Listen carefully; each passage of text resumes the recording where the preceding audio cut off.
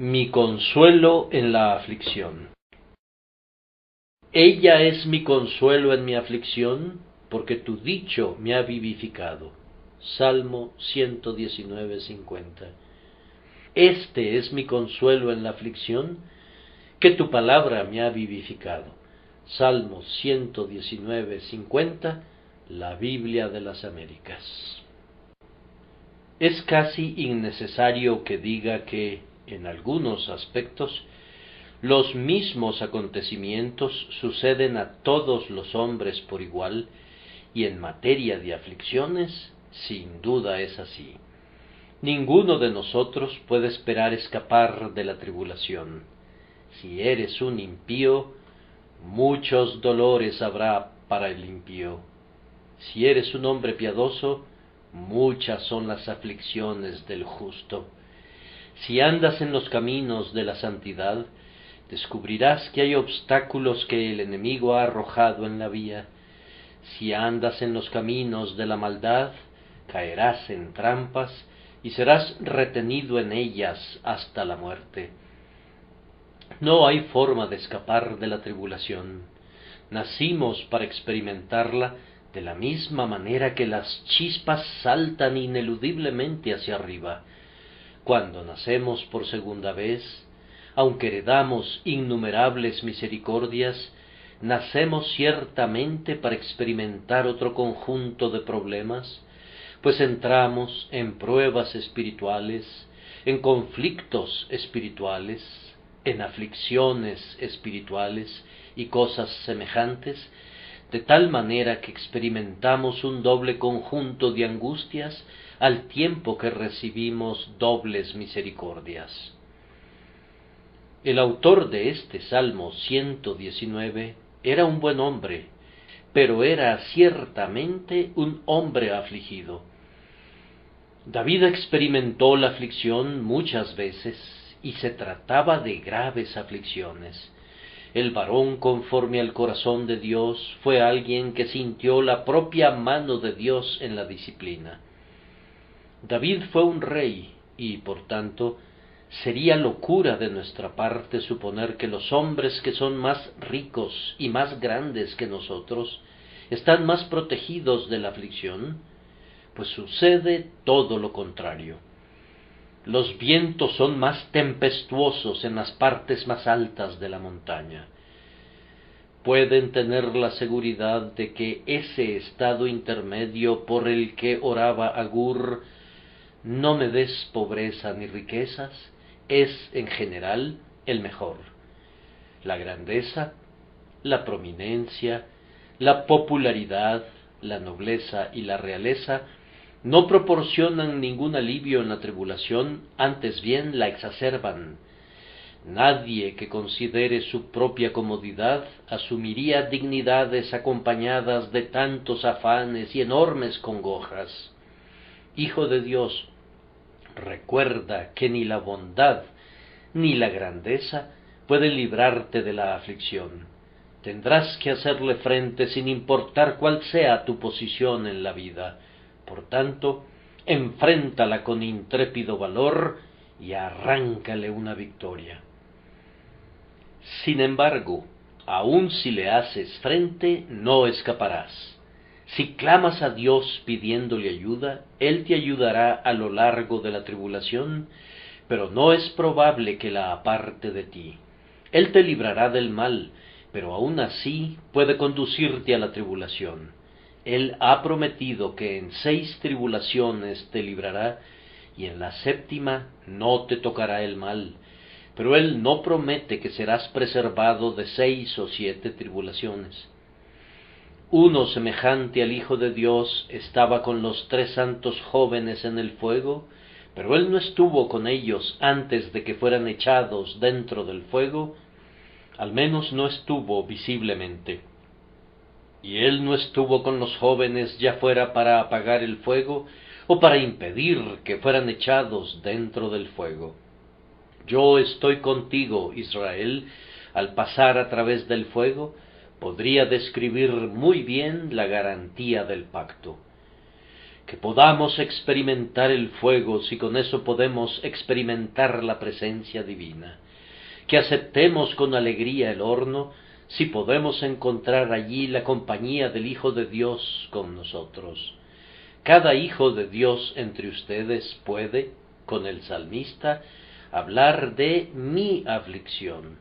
Tal vez no sean capaces de hablar de mi propiedad, de mi herencia, de mi riqueza o de mi salud, pero todos ustedes pueden hablar de mi aflicción. Nadie monopoliza la desgracia. Una porción de la negra dosis de aflicción les corresponde a todas las demás personas. De ese vaso todos nosotros hemos de beber, poco o mucho, y hemos de beber de él según lo ordene Dios. Hasta aquí, entonces, hemos considerado un evento que le sucede a todos por igual. Mi objetivo en este momento es mostrar la diferencia entre el cristiano y el mundano en su aflicción. Primero, los creyentes tienen un peculiar consuelo en su aflicción. Este es mi consuelo en la aflicción. En segundo lugar, ese consuelo proviene de una fuente peculiar, porque tu dicho me ha vivificado. Y, en tercer lugar, ese peculiar consuelo es valioso bajo muy especiales tribulaciones, tales como las que son mencionadas en el contexto. Primero, entonces, los creyentes tienen su peculiar consuelo en la aflicción. Este, dice David, es mi consuelo en la aflicción. Reflexionen en la palabra como indicando algo diferente de las consolaciones de otros hombres. El borracho toma su copa y cita a Salomón: dad la sidra al desfallecido y el vino a los de amargado ánimo. Y al momento de vaciar su copa, dice: ella es mi consuelo en mi aflicción. El avaro esconde su oro, sujeta su bolsa y la hace tintinear. Oh, la música de esas notas de oro. Y exclama: ella es mi consuelo en mi aflicción. Los hombres tienen en su mayoría un consuelo u otro. Algunos tienen consuelos permisibles, aun cuando sólo sean de menor calidad. Encuentran consuelo en la simpatía de los hombres, en la amabilidad doméstica, en la reflexión filosófica, en el contentamiento hogareño, pero tales consuelos generalmente fallan, siempre fallan, cuando la tribulación se torna sumamente severa. Ahora bien, de igual manera que el hombre perverso y el hombre mundano pueden decir de una cosa o de otra: esto es mi consuelo, el cristiano se hace presente y, llevando consigo la palabra de Dios rebosante de ricas promesas, dice: ella es mi consuelo en mi aflicción. Ustedes declaran cuál es su consuelo y yo declaro el mío. Ella es mi consuelo. Evidentemente no se avergüenza de su consuelo, evidentemente está dispuesto a presentar el solaz que prefiere a todos los demás.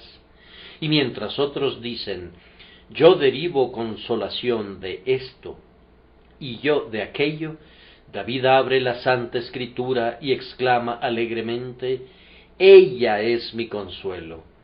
¿Puedes decir tú lo mismo? En oposición a cualquier otra cosa, esta promesa de Dios, este pacto de su gracia, es mi consuelo. Ahora lean en otro sentido, el de indicar que sabía en qué consistía. Este es mi consuelo. Él puede explicar cuál es su consuelo. Muchos cristianos obtienen consuelo de la palabra de Dios, de la fe en Cristo y de los ejercicios religiosos, pero difícilmente pueden decir cuál es el consuelo. Una rosa huele fragantemente para un hombre que no sabe cuál es el nombre de la rosa. Un cultivador de rosas me dice: esta es la Marshall Neal. Muchas gracias, querido señor, pero yo no sé quién es Marshall Neal, o quién fue, o por qué la flor ostenta ese nombre militar, pero yo puedo oler la rosa de todas maneras. Así, muchas personas no pueden explicar las doctrinas, pero las disfrutan. Después de todo, la experiencia es mejor que la exposición. Con todo, es algo espléndido cuando ambas cosas van juntas, de tal manera que el creyente puede decirle a su amigo: escucha, yo te lo diré, este es mi consuelo. Yo vi cuán feliz eras, querido amigo, cuando estabas en la tribulación. Vi que estabas enfermo el otro día y noté tu paciencia. Sabía que habías sido calumniado y vi cuán tranquilo estabas. ¿Podrías decirme por qué estabas tan calmado y obrabas con tanta serenidad? Es algo muy feliz cuando el cristiano está preparado para responder exhaustivamente a la pregunta. Me agrada verlo dispuesto a proporcionar con mansedumbre y reverencia una razón de la esperanza que hay en él, diciendo: este es mi consuelo en mi aflicción. Si has gozado del consuelo de Dios, yo quiero que lo encapsules de tal manera que puedas transmitirlo a un amigo. Haz que tu propio entendimiento capte la explicación de tal manera que puedas decirles a los demás de qué se trata, para que puedan gustar de la consolación con la que Dios te ha consolado. Debes estar preparado para explicarles a los jóvenes principiantes: este es mi consuelo en la aflicción. Además, este es usado en otro sentido, es decir, el de tener el consuelo cerca, a la mano. A mí no me gusta hablar de mi consuelo proveniente de Dios diciendo: aquel es mi consuelo, aquel es mi solaz que disfruté hace algún tiempo. Oh, no, no, no. Necesitas un consuelo que puedas estrechar contra tu pecho y decir: esto es mi consuelo, esto que tengo aquí en este momento. Esto es una palabra que indica una cercanía. Esto es mi consuelo. ¿Estás disfrutándolo ahora? Fuiste muy feliz una vez. ¿Eres muy feliz ahora? Cuán apacibles horas disfruté una vez. Cuán dulce es todavía su recuerdo. Sí, eso está muy bien, Cowper, pero sería mejor que cantaras: cuán apacibles horas disfruto ahora, cuán dulce es la hora presente. Este es mi consuelo, todavía lo tengo conmigo. Así como mi aflicción está presente en mí, así mi consolación está presente en mí. Ustedes han oído la clásica historia del hombre de Rodas que dijo que en tal y tal lugar había dado un salto de muchas yardas. Alardeaba al respecto hasta que un griego que se encontraba cerca marcó la distancia y le dijo: ¿te importaría saltar siquiera la mitad de esa distancia ahora? Así he oído hablar a la gente de los goces que una vez disfrutaron y de los deleites que una vez gozaron. Me he enterado de un hombre al que le fueron arrancadas las raíces de la depravación, y en cuanto al pecado, casi ha olvidado lo que es eso. Me gustaría ver a ese hermano cuando está bajo los efectos del reumatismo.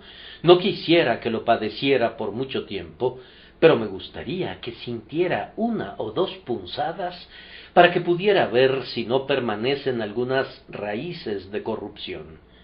Pienso que si fuera probado de esa manera, o aunque no lo fuera de esa precisa manera, si fuera probado de alguna otra manera, descubriría que había 1 o 2 raicillas todavía en el suelo.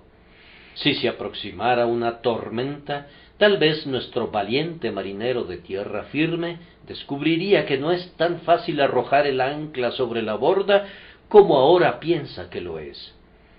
Tú te ríes de la plática sobre la perfección moderna, y yo también, pero me enferma. Yo no creo en ella. Es tan completamente contraria a lo que tengo que aprender cada día sobre mi propia indignidad, que siento un desprecio por ella. Ten tus consuelos siempre a la mano y pídele a Dios que lo que fue una consolación hace años sea todavía una consolación, de tal manera que puedas decir: este es mi consuelo en la aflicción. Además, yo pienso que la palabra se entiende como un argumento utilizado en la oración. Permítanme leer el versículo previo. Acuérdate de la palabra dada a tu siervo, en la cual me has hecho esperar. Esta es tu promesa en la que me has hecho esperar. Señor, cúmplela en mí, pues tu promesa es mi consuelo en mi aflicción, y yo la argumento en mi oración. Supongan, hermanos, que ustedes y yo fuéramos habilitados para recibir consuelo de una promesa. Entonces tendríamos en ese hecho una buena razón utilizable para con Dios. Podríamos decir: Señor, he creído de tal manera en esta promesa tuya, que me he persuadido de que ya tenía en mi posesión la bendición que allí se prometía. ¿Y ahora seré avergonzado por esta esperanza mía? ¿No honrarás tu palabra en vista de que tú me has inducido a que descanse en ella? ¿No es esta una buena argumentación? Recuerda la palabra para tu siervo, en la cual me has inducido a esperar, pues ese es ya mi consuelo. Y si tu palabra fallara, me habrías dado un falso consuelo y me habrías conducido al error. Oh Señor mío, puesto que he libado mi consuelo en la expectativa de lo que tú estás a punto de hacer, estás ciertamente comprometido y obligado para con tu siervo a que tú guardarás tu palabra. Por esto la palabra es vista como una palabra muy incluyente, que el Espíritu de Dios nos enseña a decir de nuestra inapreciable Biblia: ella es mi consuelo en mi aflicción. En segundo lugar, procederemos a notar que este consuelo proviene de una fuente peculiar. Este es mi consuelo, que tu palabra me ha vivificado. El consuelo, entonces, es parcialmente externo, proveniente de la palabra de Dios, pero es interno, de manera primordial y preeminente, pues es la palabra de Dios experimentada en cuanto a su poder vivificador en el interior del alma. Primero, es la palabra de Dios que consuela. ¿Por qué buscamos la consolación en cualquier otra parte excepto en la palabra de Dios? Oh hermanos y hermanas, me avergüenza tener que decirlo, pero acudimos a nuestros vecinos o a nuestros parientes y clamamos: tengan piedad de mí, oh amigos míos. Y terminamos con el lamento: consoladores molestos sois todos vosotros. Tornamos a las páginas de nuestra vida pasada y allí buscamos el consuelo, pero esto también podría fallarnos.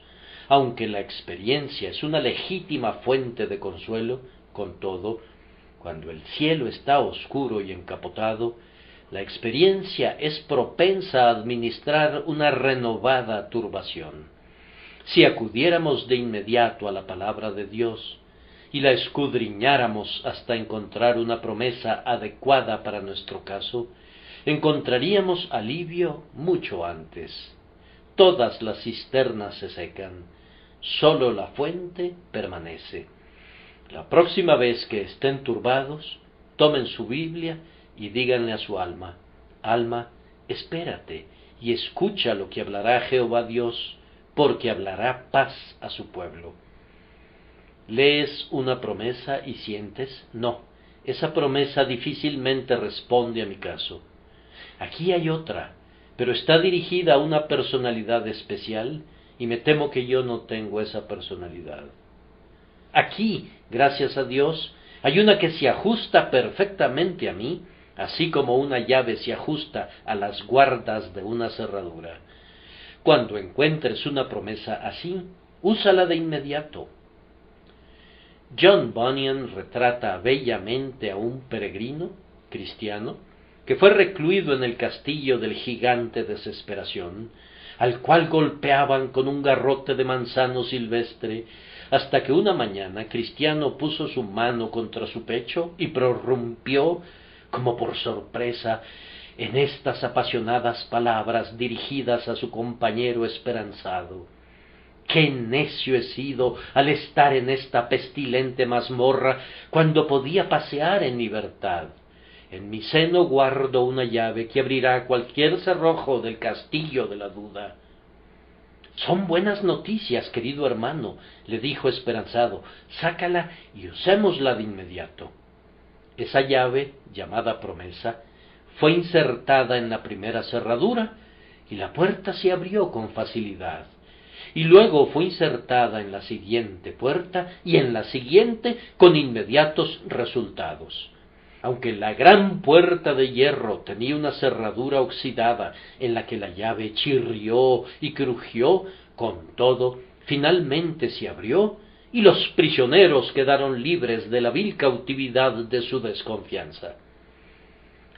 La promesa ha abierto siempre la puerta, cada una de las puertas, sí, y todas las puertas de la desesperación se abrirán con esa llave llamada promesa, con sólo que un hombre sepa cómo sostenerla firmemente y girarla sabiamente hasta que el pasador se desplace. Ella es mi consuelo en mi aflicción, dice el salmista, es decir, la propia palabra de Dios. Queridos amigos, acudan presurosos a este consuelo en todo tiempo de aflicción.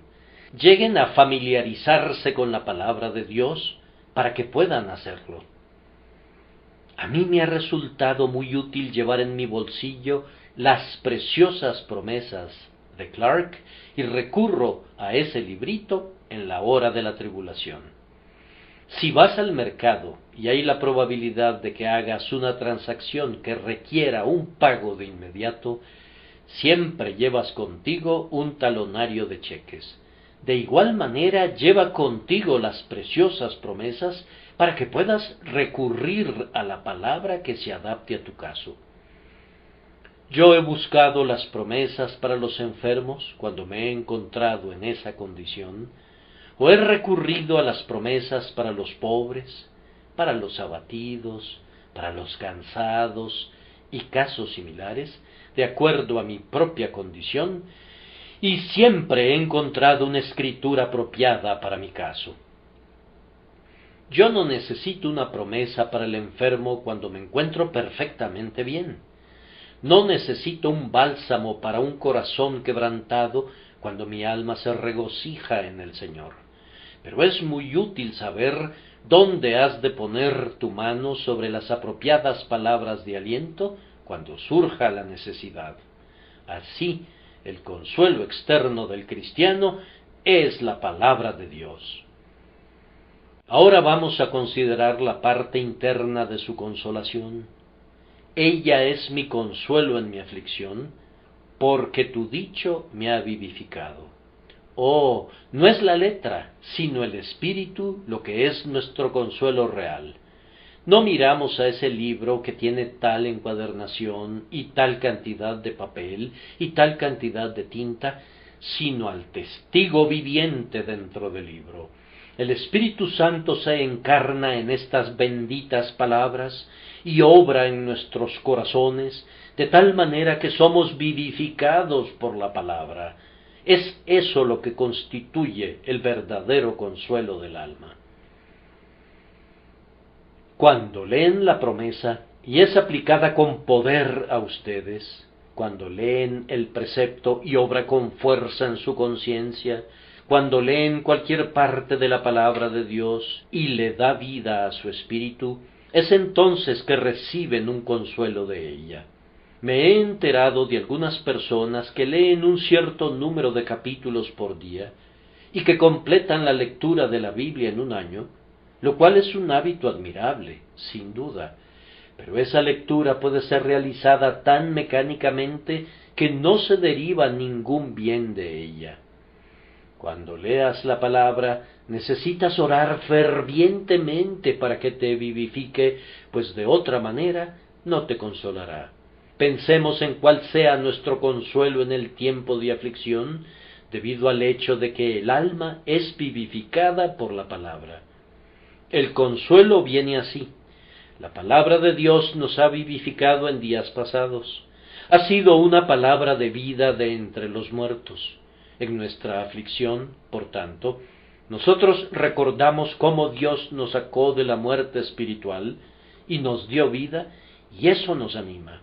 Si puedes decir, por grande que sea el dolor que padezca, por grande que sea la aflicción que experimente, yo soy un hijo viviente de Dios, entonces tienes un manantial de consuelo.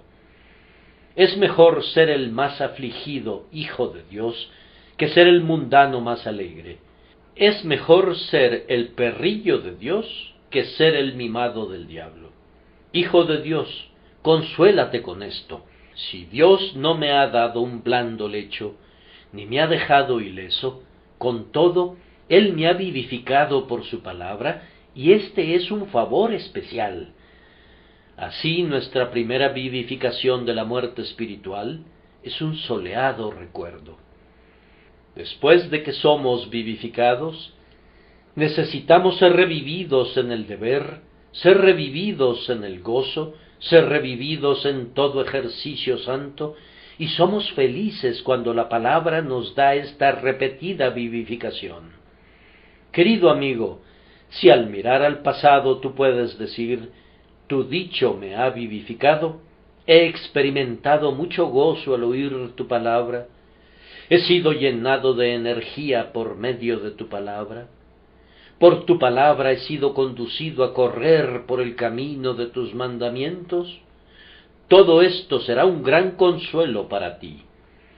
Entonces puedes suplicar, oh Señor, aunque pudieras haberme negado mucho del gozo que otras personas tienen, con todo, tú me has vivificado a menudo. Oh, que así sea de nuevo, pues ese es mi consuelo. Espero estar dirigiéndome a muchos cristianos experimentados que pueden decir que la palabra de Dios los ha refrescado frecuentemente cuando se han encontrado en las profundidades de la turbación y que los ha arrebatado de las puertas de la tumba. Y si pueden dar este testimonio, saben cuánto consuelo hay en la vivificación por la palabra de Dios, y pedirán sentir de nuevo esa influencia vivificadora para poder tener así buen ánimo. Hermanos y hermanas, es algo muy extraño que cuando Dios quiere hacer algo, a menudo hace otra cosa. Cuando quiere consolarnos, ¿qué hace? ¿Nos consuela? Sí y no. Nos vivifica y así nos consuela. Algunas veces el camino recto es una ruta tortuosa. Dios no nos da el consuelo que pedimos mediante un acto contundente, sino que nos vivifica y de esa manera obtenemos el consuelo. Allí está una persona muy abatida y deprimida. ¿Qué hace con ella un doctor sabio? No le da una bebida fuerte para que actúe como un estímulo temporal para su ánimo, pues eso desembocaría en una reacción en la que la persona se hundiría todavía más. Más bien le da un tónico y la fortalece, y cuando la persona está más fuerte, se pone más feliz y se quita de encima su nerviosismo. El Señor consuela a sus siervos vivificándolos. Este es mi consuelo en la aflicción, que tu palabra me ha vivificado. Me estoy dirigiendo ahora a algunos de los presentes que han experimentado una larga enfermedad, y es un gozo ver que han podido salir a la calle otra vez esta noche. ¿Acaso la palabra de Dios no los ha vivificado con frecuencia en la enfermedad? Tal vez hayan sido indolentes mientras gozaban de salud, pero la enfermedad les ha hecho sentir el valor de la promesa, el valor de la bendición del pacto, y entonces han clamado pidiéndole esas cosas a Dios. Pudieran haber estado preocupados antes por los afanes mundanos, pero se vieron obligados a desprenderse de ellos en el tiempo de la enfermedad, y su única preocupación ha sido estar más cerca de Cristo y recostarse apaciblemente en el pecho de su Señor. Algunas veces, estando en la prosperidad, raramente oraban, pero les garantizo que sí oraron cuando estaban a punto de morir y languidecían a las puertas de la muerte. Su aflicción vivificó sus oraciones. Hay un hombre que trata de escribir con una pluma de ave, pero su pluma sólo producirá un grueso trazo. Entonces toma un cuchillo y corta firmemente al extremo del cálamo de la pluma hasta que consigue escribir de manera admirable. De igual manera, nosotros tenemos que ser cortados con el filoso cuchillo de la aflicción, pues sólo entonces puede usarnos el Señor. Vean cuán pronunciadamente cortan los viñadores sus vides. Eliminan todo retoño a tal punto que la vid se mira tan seca como una vara. No habrá uvas en la primavera si no se realiza esta poda en el otoño y en el invierno. Dios nos vivifica en nuestras aflicciones a través de su palabra. Nuestras aflicciones tienen el propósito de ejercer una acción saludable en nuestras almas. Por ellas recibimos avivamiento espiritual y salud, y el consuelo fluye así en nuestro interior. ¿No sería sabio orar pidiendo ser librados por completo de la tribulación, aunque queramos serlo? ¿Sería algo placentero contar siempre con un mullido sendero en nuestra ruta al cielo, y no encontrar nunca ni una roca en el camino? Pero aunque fuera placentero, podría no ser seguro. Si la ruta fuera una superficie de fino césped, que es recortado cada mañana con una cortadora de pasto, y mantenido tan fino como si fuera terciopelo, me temo que no llegaríamos nunca al cielo, pues nos dilataríamos demasiado en el camino. Las patas de algunos animales no están adaptadas para lugares lisos, y, hermanos, ustedes y yo pertenecemos a una raza que tiene pies muy resbaladizos. Resbalamos aun cuando los caminos sean planos. Es fácil ir cuesta abajo, pero no es fácil hacerlo sin ningún tropiezo. John Bunyan nos dice que cuando Cristiano atravesó el Valle de la Humillación, la lucha que sostuvo allí con Napoleón se debió, en gran manera, a los resbalones que sufrió al bajar por la colina que descendía al valle. Dichoso aquel que está en el Valle de la Humillación, pues el que está en el suelo no teme caer. Pero su felicidad dependerá en gran manera de cómo se vino abajo. Anda con cuidado, tú que estás en la cima de los montes del deleite y de la prosperidad. Despacio, no sea que por ventura tus pies se deslicen y sufras algún daño. Vivificación es lo que necesitamos, y si la obtenemos, incluso aunque nos llegue a través de la tribulación más aguda, podemos aceptarla alegremente. Este es mi consuelo en la aflicción, porque tu palabra me ha vivificado. Por último, y muy brevemente, mencionaré que hay ciertas tribulaciones peculiares de los cristianos en las que este peculiar consuelo es especialmente excelente. Les pido amablemente que vean el Salmo y noten en el versículo 49 que el salmista sufría por una esperanza diferida. Acuérdate de la esperanza dada a tu siervo, en la cual me has hecho esperar. Esperar el cumplimiento de una promesa durante largo tiempo puede provocar que el alma desfallezca. La esperanza diferida enferma el corazón. En tales momentos, nuestro consuelo ha de ser este: tu palabra me ha vivificado. No he obtenido todavía lo que he pedido en mi oración, pero he sido vivificado mientras he estado orando. No he encontrado la bendición que he estado buscando, pero estoy seguro de que la recibiré, pues la práctica de la oración ya ha sido útil para mí. Este es mi consuelo ante la dilación de mi esperanza, que tu palabra ya me ha vivificado. Noten el siguiente versículo, donde el salmista se encontraba sufriendo la gran tribulación del escarnio. Los soberbios se burlaron mucho de mí. El ridículo es una prueba muy dolorosa. Cuando los altivos son capaces de decir algo en contra nuestra que duele, cuando se ríen, sí, y se ríen grandemente, y nos tratan como al lodo de las calles, eso es causa de una severa aflicción, y frente a ella necesitamos de un sólido consuelo. Si en ese momento sentimos que aunque la palabra de un hombre duela, la palabra de Dios vivifica, entonces somos consolados. Si somos conducidos con mayor ahínco a Dios al ser escarnecidos por los hombres, podemos aceptar muy alegremente su desprecio y decir: Señor, yo te bendigo por esta persecución que me hace partícipe de los sufrimientos de Cristo. Yo digo que ser vivificados por la palabra, cuando los impíos nos desprecian, se convierte en un consuelo para nosotros.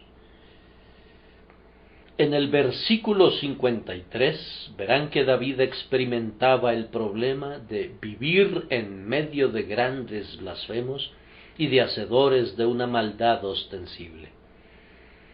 David dice: horror se apoderó de mí a causa de los inicuos que dejan tu ley. Los vicios de ellos lo horrorizaban. Deseaba poder alejarse de su compañía y no ver ni oír nunca las cosas que lo acongojaban tanto.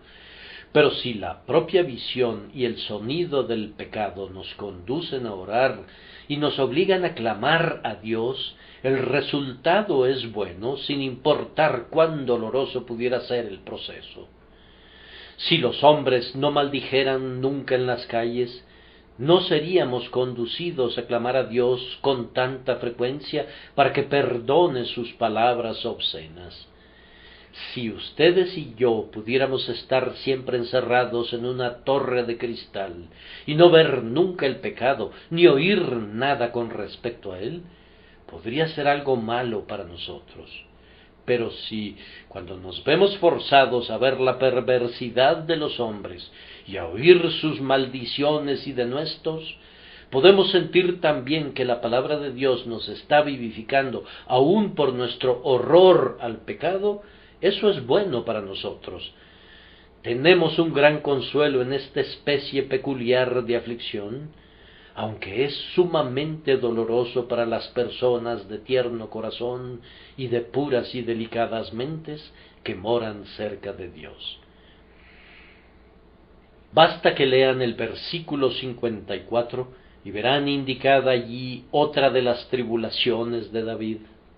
Cánticos fueron para mí tus estatutos en la casa en donde fui extranjero. David vivió muchos cambios. Él experimentó todas las tribulaciones de la vida de un peregrino, las incomodidades de viajar por lugares donde no había una ciudad en la que pudiera quedarse. Pero afirma, ha sido mi consuelo en la aflicción. Tu palabra me ha hablado de una ciudad que tiene fundamentos. Tu palabra me ha asegurado que si bien soy un extranjero en la tierra, también soy un ciudadano del cielo. Tu palabra me ha vivificado, me he sentido tan fortalecido por tu palabra que me ha alegrado darme cuenta de que no es mi reposo. Me alegra entender que debo partir a una tierra mejor, y entonces mi corazón se ha sentido feliz. Cánticos fueron para mí tus estatutos en la casa en donde fui extranjero. Por último, en el versículo 55, pueden ver que David estaba a oscuras. Dice: me acordé en la noche de tu nombre, oh Jehová, y guardé tu ley. Aún en la noche podía extraer consuelo de la influencia vivificadora que llega a menudo al alma por las Escrituras, incluso cuando estamos rodeados de oscuridad y de aflicción. No voy a regresar a ese terreno de nuevo, pero es cierto que cuando nuestra alma está envuelta en congoja, a menudo se vuelve más activa y más agraciada que cuando está recibiendo el sol de la prosperidad. Entonces, en todo momento, queridos amigos, su consuelo y el mío es la palabra de Dios que es depositada en nuestros corazones por Dios el Espíritu Santo y que nos vivifica para el crecimiento de nuestra vida espiritual. No traten de huir de sus tribulaciones, no se inquieten por sus afanes, no esperen que este mundo produzca rosas sin espinas, no esperen impedir que broten los cardos y las espinas. Oren pidiendo la vivificación.